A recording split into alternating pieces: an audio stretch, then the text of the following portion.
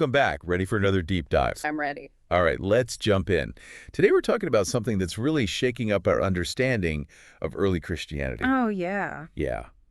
It all starts with an archaeological discovery in Frankfurt, Germany. Mm. We're talking about a 1,800-year-old amulet, super tiny, found buried with a skeleton. Wow, 1,800 years old. I know, right?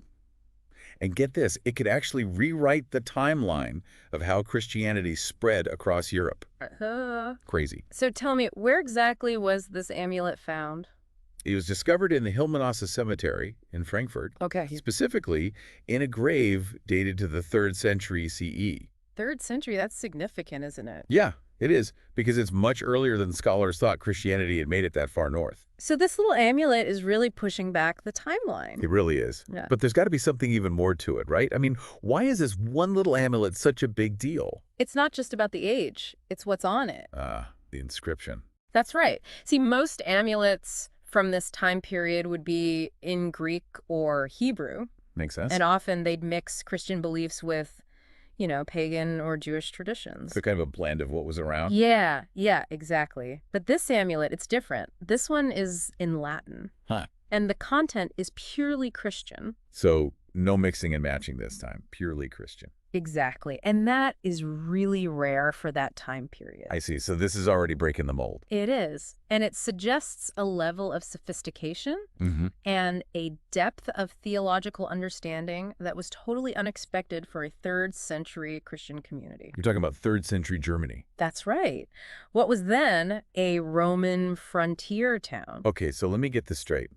We have a Latin inscribed amulet, Yes. purely Christian, found in 3rd century Germany. That's fascinating. It is. It's a remarkable find. So tell me, what does the inscription actually say?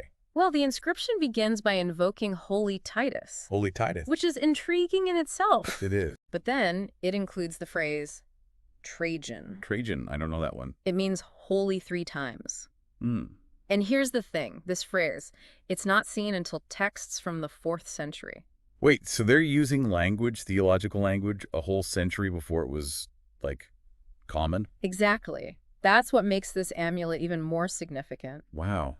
That really changes how we think about the development of early Christian thought, doesn't it? It really does. And there's more. There's more. The inscription ends with a reference to Philippians chapter 2, verses 10-11, Gotcha. a hymn attributed to Paul. Okay, so this early Christian in Germany was familiar with these very specific verses. It seems so. And that speaks volumes about how early Christian teachings were spreading. And the networks, right? Exactly, the networks that existed. So this tiny object, it's a window into this whole world. It's kind of incredible. It is. It's a remarkable find. It makes you wonder how they even read the inscription after all this time.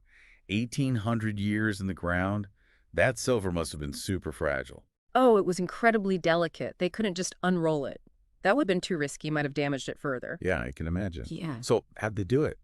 They had to go high-tech. They used CT, scanning technology, really advanced stuff, over at the Leibniz Institute of Archaeology in Mainz. Oh, wow. Yeah.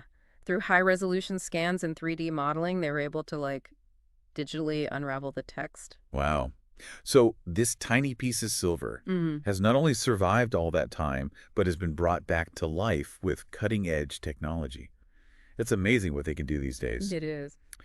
So where does this leave us?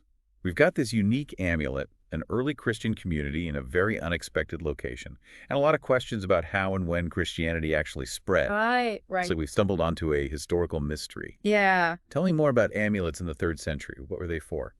Think of them like personal talismans. People would wear them on a cord, around their necks. Okay. And they believed these amulets held magical powers or relics. For protection. Especially for those practicing religions that weren't, let's say, widely accepted.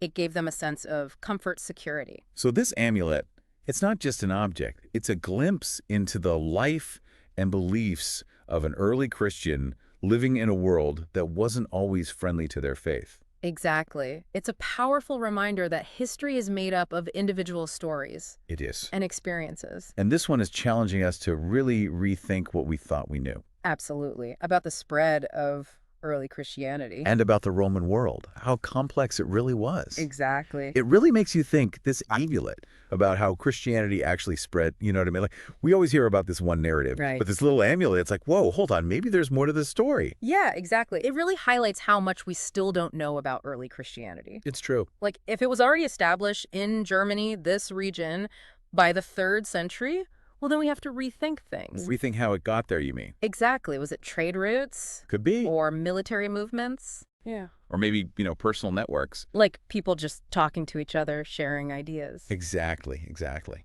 That's fascinating. It is. It really is. Makes you wonder about those early Christians in Germany, doesn't it? What was it like for them? Practicing a faith that, well, wasn't exactly the norm. Right.